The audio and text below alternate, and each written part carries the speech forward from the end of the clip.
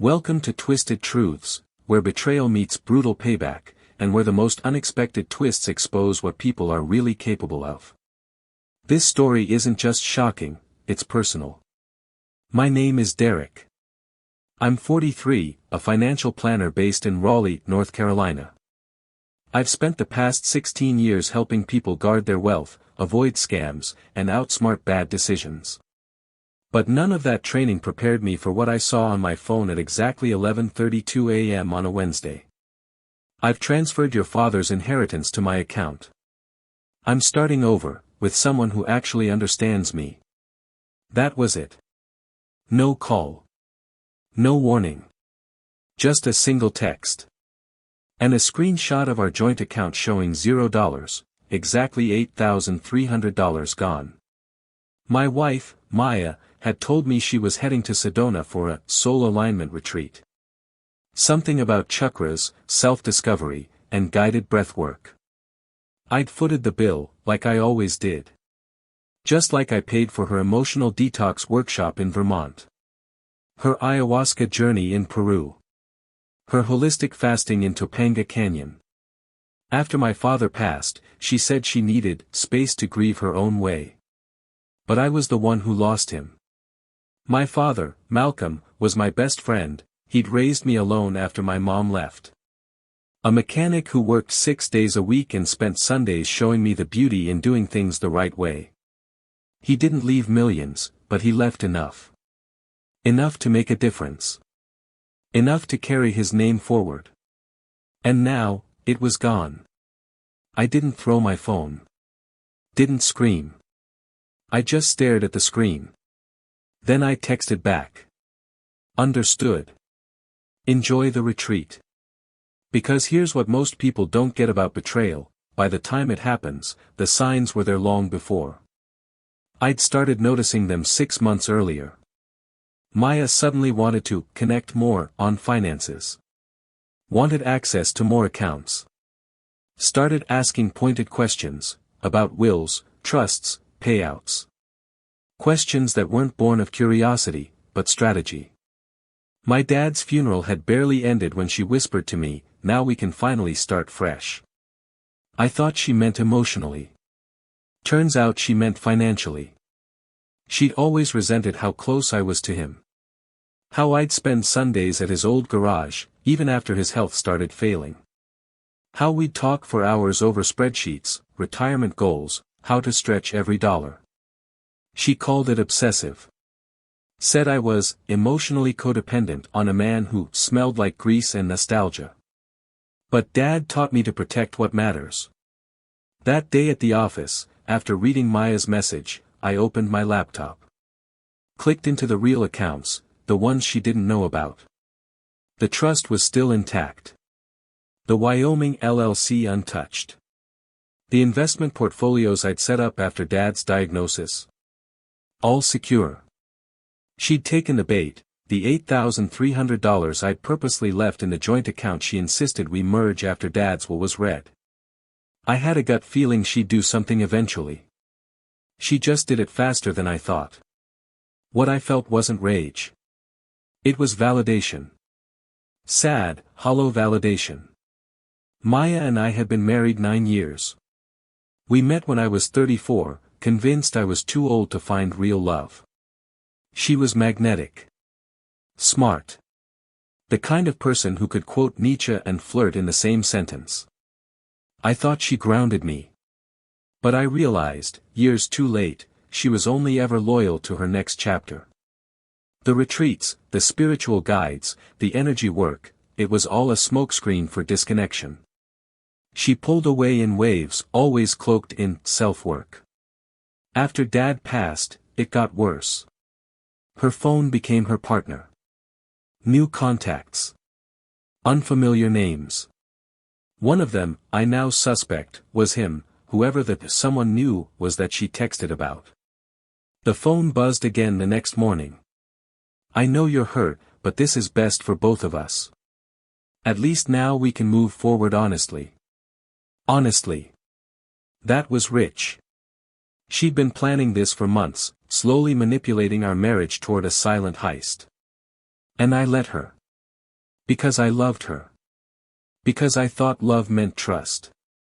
Because I didn't want to believe someone who once kissed my forehead while I cried at my father's hospice bed could also be plotting to clean me out. But I remembered something my dad told me once while we sat on the porch drinking lemon tea. People don't show their true face when they love you. They show it when they're done pretending. I saw her face now. Clearly. And the thing is, I wasn't angry about the money. I was angry that she thought that's all my father's life was worth. That night, I started planning. Not revenge. Not yet. Just recovery. Contingencies. Because betrayal is like a financial collapse, it's not about what you lost, it's about what you learned before the next hit. And I had a feeling, the next hit was coming. The days that followed Maya's message felt strangely still. Not the calm of healing, but the calm that follows a bomb detonation, when your ears are ringing and the dust hasn't yet settled. I didn't call her. Didn't reply. I went to work like usual, met with clients, shook hands, gave advice. Told a retired couple from Durham that their annuity was still solid. Showed a college student how to start building a credit score. But inside, I was quietly unraveling. I slept on the couch even though the bed was empty. I didn't eat much. The house didn't feel like mine anymore, not since she'd kissed me goodbye like it was a closing act. She'd taken her things before she left for Sedona. I didn't notice it right away. But on the second night, I went to grab a glass and realized all the wine glasses were gone. She'd packed them. She was packing her life while I was grieving my father. That realization hit me harder than the missing money. Because it meant she'd decided long before the retreat. Maybe even before my father passed. She was just waiting for the right moment, and the right lie. The third day, her sister called me. "Derek, Maya said you're not responding to her. I know you two are going through something, but maybe you could at least acknowledge." I didn't say much. Just hung up and turned off my phone. Because I wasn't ready to explain it to anyone else. How do you explain that your wife looted your father's legacy while pretending to pray in the desert? It wasn't just the betrayal that haunted me. It was the memory of the moment I knew I lost her. It happened 5 months ago. We were at Dad's shop after his first chemo session. He was too weak to do the books himself, so I brought Maya to help. She barely spoke. Just scrolled through her phone. Dad coughed, looked at her, then looked at me. "You're losing her, son." I tried to laugh it off. "She's just tired." "No," he said. "She's elsewhere." Now I knew where elsewhere was. It was somewhere past the point of no return. That Saturday, I went back to Dad's garage. The new owner hadn't changed much, same workbench, same radio, same smell of grease and sweat and stubborn dignity. I stood there for a long time. Didn't cry. Didn't speak. Just stood in silence and remembered the man who once told me. If someone's planning to rob you blind, make sure the lights are already off when they do. He was talking about tools. But I understood now, it was also about people. Maya thought she stole my fortune. What she really stole, was a version of me that believed in her. She called again the following Monday. I was meeting a client, divorced father, early 50s, trying to recover from his own ex's financial sabotage. I listened to his story. Then I told him. I've been there. That night, Maya left a voicemail. "We should talk. I know this is hard, but it doesn't have to be hostile." Hostile? She thought I'd go nuclear. But I was past anger. Way past it. I'd entered something colder. Smarter.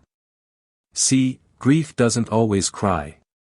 Sometimes it calculates. On Wednesday, her tone changed. "I think we should do this cleanly. I've spoken to a lawyer. We can do no-fault divorce. Split everything fairly. I'm entitled to half, you know. And spousal support. That was the moment I knew she thought she was in control. She was already preparing her exit. The money she took was a down payment on her next chapter.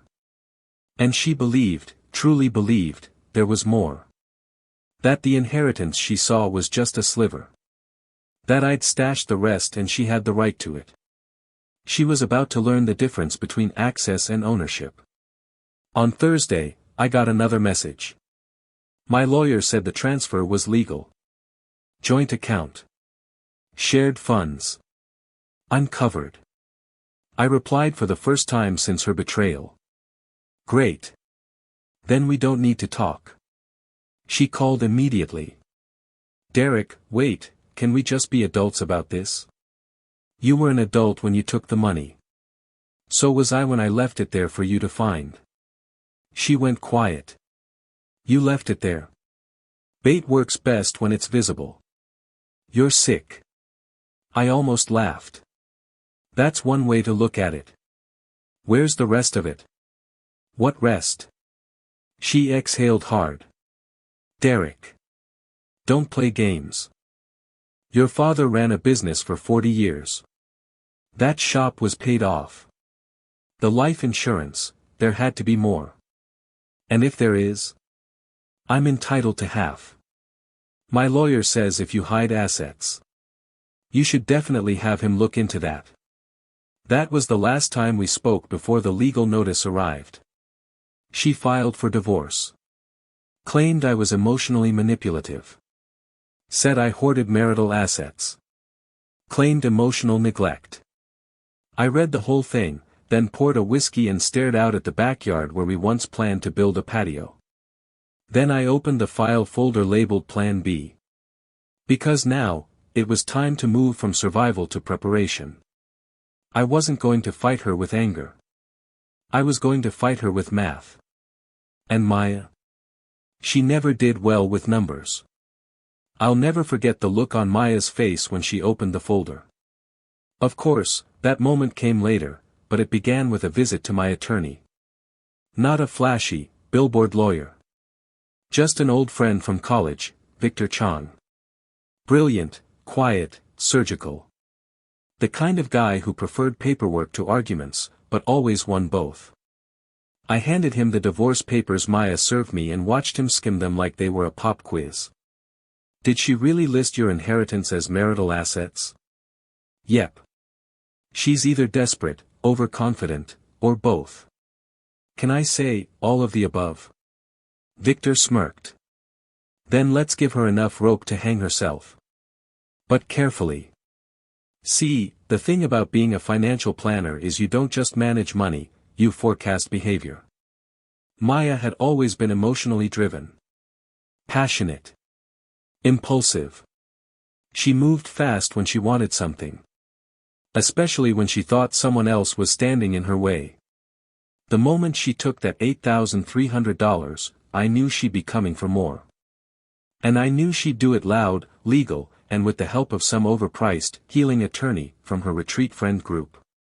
So I got to work building my own version of insurance. Not just paperwork, but proof. Timelines. Signatures. Statements showing she never contributed to the inheritance. That the trust was locked before she had access. That the funds came directly from my father's accounts, separate from our marital property. I had documentation notarized. Financial logs printed. Meeting records from the bank. Even the video of Dad's will reading, where the lawyer clearly stated. All assets are to be transferred solely to Derek Peterson, under his individual estate. Everything backed up. Everything locked down.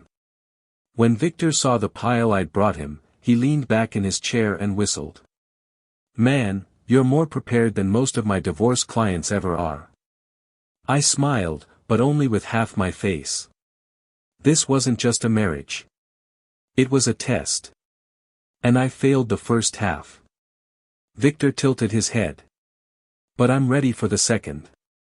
The legal strategy was simple. Let her make the first move. Then crush it with truth. We didn't contest the divorce.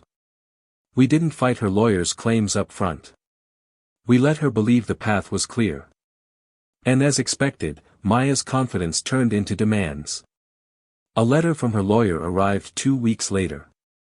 Given the years of unpaid domestic contributions, Ms. Peterson is entitled to an equitable portion of all household and inherited assets, including but not limited to. It went on for 3 pages. Claims to the house. The accounts. The shop, even though my father left it to me in name and title. But the boldest demand was this. We request immediate disclosure of all trusts, investments, and life insurance funds associated with Mr. Malcolm Peterson's estate. That's when Victor said, "It's time." We scheduled a meeting. Maya, her attorney, and me. I wore my simplest suit. Brought only one item, the folder. Victor opened with his usual calm demeanor. "Before we respond to your requests, we'd like to present full disclosure, so there's no confusion." He handed the folder to Maya's lawyer. Maya reached for it immediately. Victor pulled it back. "Let him read first." The attorney, a wiry man named Evan Rawls, who looked like he drank kale smoothies for lunch, began flipping through. It took maybe 4 minutes before his jaw tightened. Maya frowned. "What is it?" He handed her the folder.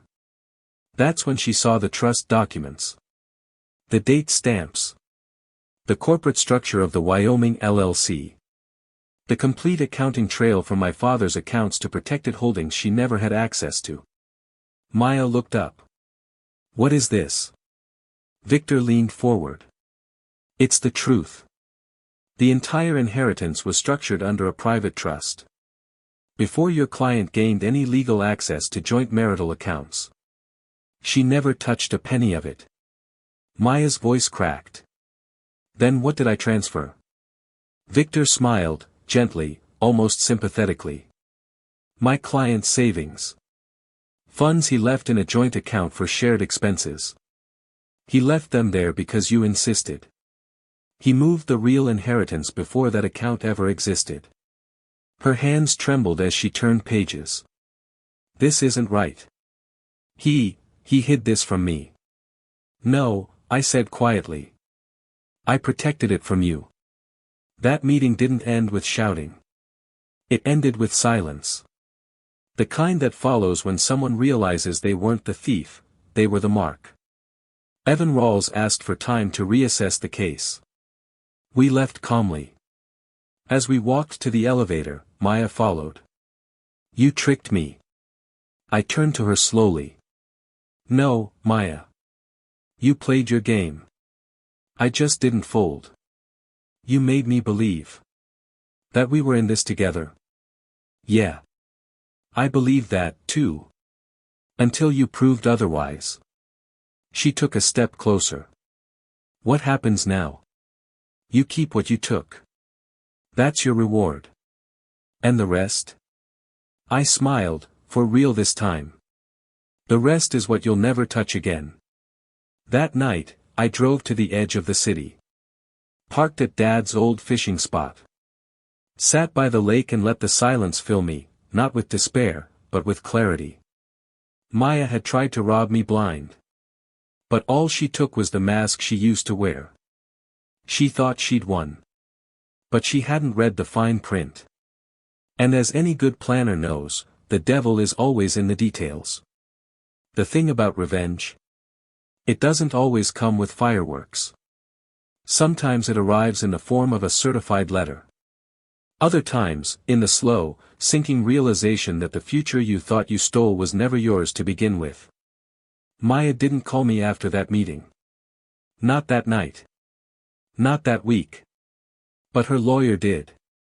"Mr. Peterson," Rawls began, "my client would like to avoid unnecessary court proceedings. She's open to mediation." Translation: she knows she screwed up. Victor responded on my behalf, "Mr. Peterson is amenable. But he will not negotiate over what was never hers." In the weeks that followed, I finalized every protection my father and I had quietly set in motion. The Wyoming LLC had a managing board, just me and my cousin Clara.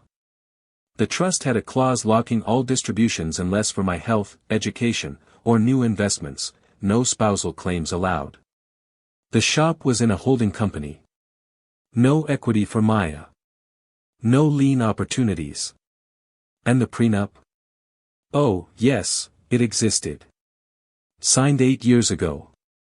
Back then, Maya and I were just buying our first home. The lawyer had slipped in the document as standard closing paperwork. She'd signed it without question, just eager to get the keys. It wasn't deceit. I gave her every chance to read it. She just didn't bother. And now, that same document was the wall between her and everything she wanted. Victor faxed it over to her lawyer. That same afternoon, Maya called me directly. Her voice sounded different. Not angry. Not entitled. Just shaken. Derek, we need to talk. I think we did that already. I know. But, look, I didn't know about that prenup. You didn't explain it. You didn't ask.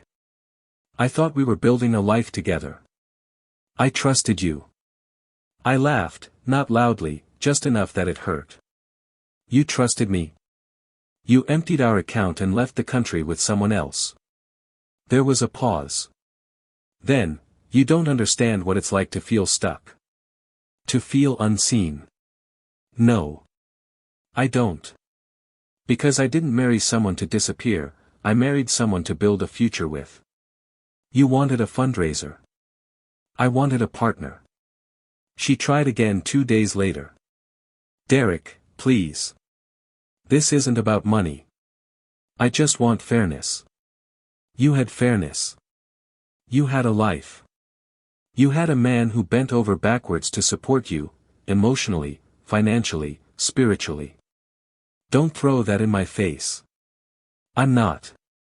You already did that when you chose to run off with a fake life coach. Silence. Then she said something that stunned me. I didn't know he was fake, not at first. I waited. He told me everything I wanted to hear. Said I was brilliant. Said I deserved more. He had all these investment plans, said he'd build a wellness brand with me. Let me guess, I said. You gave him money. Some. Not a lot. How much? A pause. A breath. $12,000. I whistled. So, you upgraded from robbing your husband to funding a con man. How's that spiritual awakening going? Click. She hung up. The next week, Victor sent the final settlement terms. No alimony. No division of separate assets. No share of the house, shop, or trusts.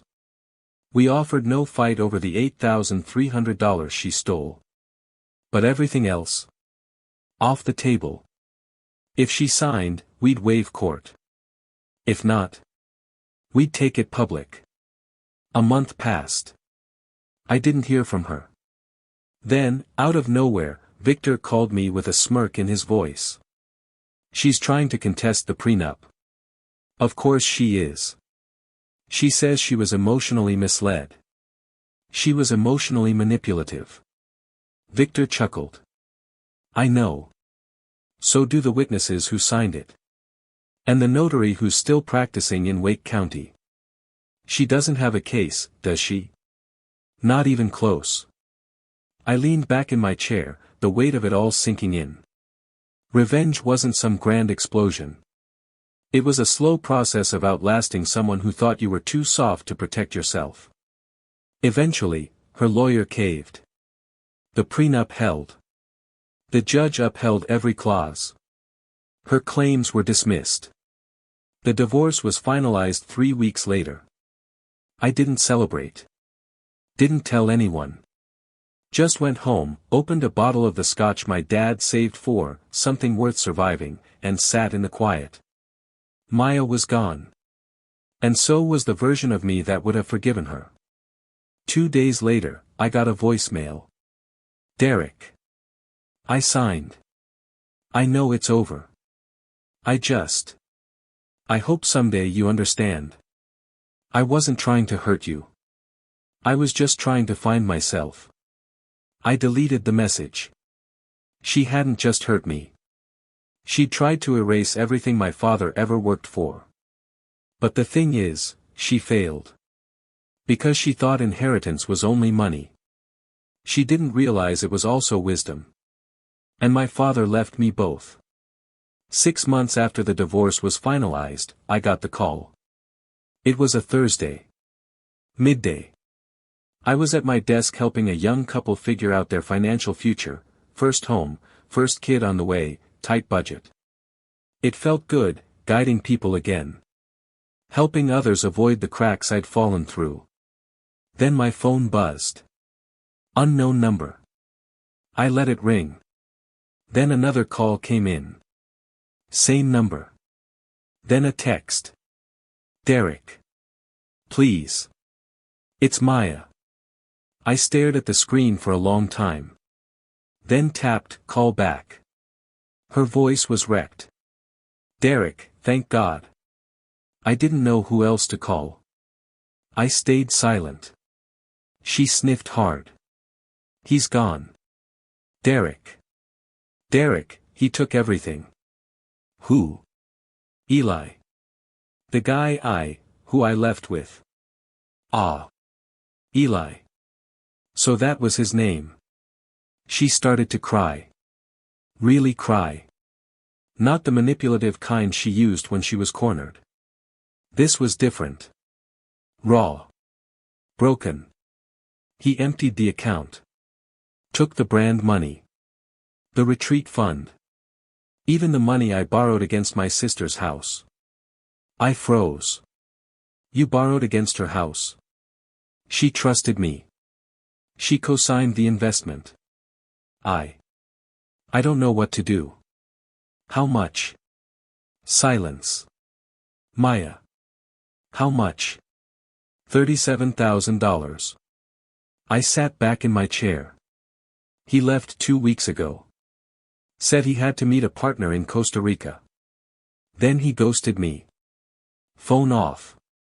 Email gone. Instagram deleted. And now what? I asked coldly. I'm trying to pay my sister back. But the mortgage payment is coming up and she's going to lose the house, Derek. You stole $8,300 from me, Maya. I know. And now you're calling me? I have no one else. I'm not asking for everything. Just a loan. I'll pay you back, I swear. I wanted to hang up. Every cell in my body said to shut the door. But part of me remembered the nights I held her when she couldn't sleep. The Sunday mornings we'd lie on the couch talking about where we'd travel someday. That part, it still remembered who I thought she was. But memory isn't loyalty. And pity isn't protection. You think I'm going to write you a check? No. I mean, I hoped. I hoped you'd want to help. Not because you owe me anything. But because you're a good man. That's what made me a target. Silence. You took my father's name, I said. You spit on his legacy. And now that your backup plan vanished, you want me to be the soft landing. I'm sorry, she whispered. I was so stupid. I thought he really saw me. I saw you. And I still let you go. She sobbed quietly on the line. I didn't speak. Just let the weight of her collapse hang in the silence. I didn't just lose the money, she said. I lost everything. I didn't say, good. I didn't say, you deserve it. I said. That was your choice. Later that week, her sister called me. Not to beg. Not to blame. But to ask if I had any legal advice. Do you think she'll go to jail over this? It was a secured loan. I didn't know what to say. Maya's damage extended beyond me. She'd burned bridges that had nothing to do with our marriage. That was the thing with people like her, they spread ruin like a virus, even to those trying to help. I gave her sister the name of an attorney. And left it at that. I saw Maya once more, unexpectedly.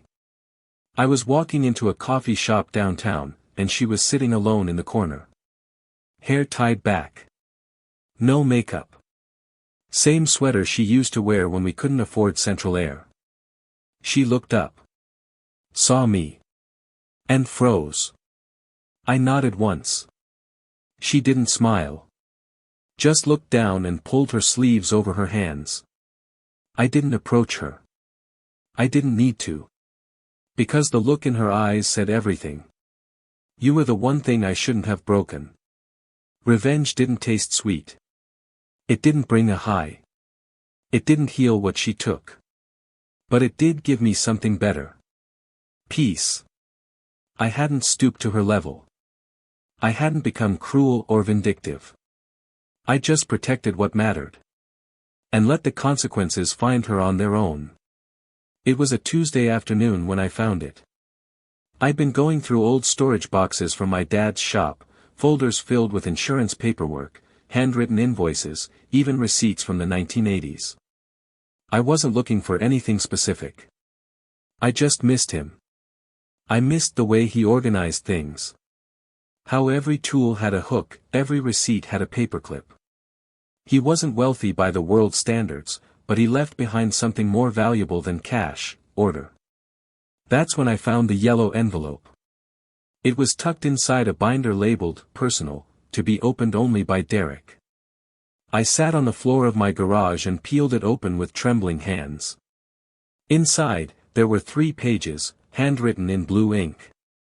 Son, if you're reading this, then I'm gone. And chances are, life looks a little messier than it used to. I've watched people fight over money. I've watched decent folks turn cruel when there's something to gain. So I did something I hope you'll one day understand. The trust you know about. That's only part of what I left you. There's another clause. A safety net. If anyone ever tries to claim your inheritance through marriage or coercion, that clause kicks in, locking down every cent into a separate trust. Not even you can access it for a year. It's a legal freeze I had my lawyer draw up. Just in case. Because you're smart, Derek. But love can make smart men stupid. If someone betrayed you, good. Let the clause stand. Let it lock everything down.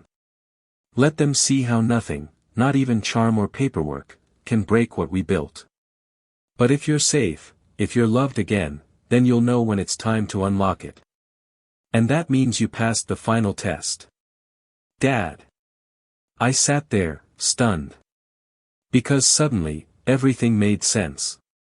6 months ago, after Maya transferred that $8,300, I had received a strange alert from one of the holding banks. A restriction had been triggered on my father's trust, locking access for a 12-month period. I thought it was an error at the time, just a policy thing. But no. It was his final act of protection. He knew. He knew someone might try to manipulate me. And he built a firewall into the legacy itself. That clause meant that no matter what Maya did, no matter how much she cried, lied, or sued, she could never access a penny of what he truly left behind. And now I understood the deeper message. This money isn't just yours, it's your responsibility. Use it wisely, or don't use it at all. Tears welled in my eyes, but not from sadness. They came from relief. Because even after death, my father was still protecting me. Still teaching me. Still reminding me that some legacies can't be stolen. I thought about telling Maya. I thought about calling her and saying, "You didn't just lose me. You lost access to the life you thought you were stealing." But I didn't. Because the greatest revenge isn't confrontation. It's peace without apology. And silence, when they expect screams, is louder than any argument. I spent the next few weeks making quiet decisions. I finalized a scholarship in my father's name, for young mechanics who grew up without fathers. I rewrote my own will, making sure no future partner, no matter how sweet the words, could ever touch what wasn't built with love. I adjusted the trust terms, adding one simple clause. Only accessible if the beneficiary is at peace. I smiled as I signed it. It was the lesson Maya never learned. I started dating again, not seriously, but intentionally. A woman named Erica. Soft-spoken. Teaches art therapy to veterans. Her eyes carry stories she hasn't told yet, and I don't rush her. She asks about my dad sometimes. When I tell her stories, she listens like she's meeting him through me. And maybe, she is. It's been almost 2 years since Maya walked out with that $8,300 in her pocket, and thought she won. In her mind, she'd beaten the system. Escaped the boring husband with the spreadsheets. Reinvented herself with a self-proclaimed guru. Built a new life with a future that sparkled. Except it was all a mirage. She bet on a fantasy, and lost everything real. And me? I've never been more grounded. Last I heard, Maya was living in a small rental outside Knoxville. No car. Her sister won't speak to her. That house she borrowed against. Foreclosed. She works part-time at a juice bar now, according to a friend who spotted her. I don't smile at that. Because this story was never about revenge for the sake of destruction. It was about something much deeper. Proving that protecting your peace is the highest form of justice. Sometimes people ask me if I miss her. Not Maya specifically, but the idea of what we had in the beginning. And the answer is, yes. I miss the version of her I believed in. The one who kissed my father on the cheek and said she wanted to name our future son after him. But that version died long before she left. And sometimes, when people die metaphorically, you have to bury them emotionally. So that's what I did. I opened the trust again last week. The 12-month freeze expired months ago. The funds are there, steady, secure, untouched. I haven't spent a dime yet. But I've decided what to do with it. I'm buying back my father's shop. Not just the building, but everything inside it. The walls. The smell. The legacy. Then I'm turning it into something more, a non-profit mentorship hub for kids with no dads, no guidance, no roadmap. We'll teach them about finance, mechanics, trade skills. About how to spot predators, not just in business, but in relationships. It'll be called, Malcolm's Bench. Because the old bench in that shop taught me more than any college ever could. As for Erica, she and I are moving slowly. She doesn't flinch when I talk about what happened. She just nods and says, "You didn't deserve it. But you handled it better than most would have." We keep our finances separate. We keep our expectations honest. And for the first time in years, I feel seen, not used. Maya called one final time. A few months ago. I almost didn't answer. But something told me to pick up, just once. Her voice was hollow. "Derek, I just wanted to say. I know now. What I did. Who I became. I know too," I replied. "I ruined everything." "No," I said. "You revealed everything.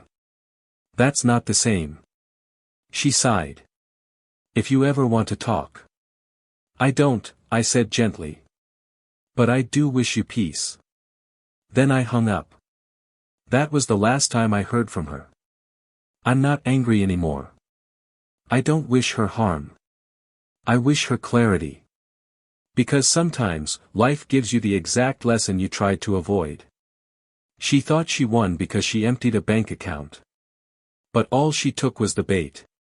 And in return, she lost everything real. Welcome to Twisted Truths, where betrayal meets brutal payback, and where the most unexpected twists expose what people are really capable of. In the end, truth has a way of surfacing, even if it comes twisted through pain and betrayal. As one wise voice once said, "Sometimes your greatest enemy was once your closest ally." If this story struck a chord with you, let us know in the comments. And don't forget to subscribe, share, and spread the word, because justice deserves to be heard.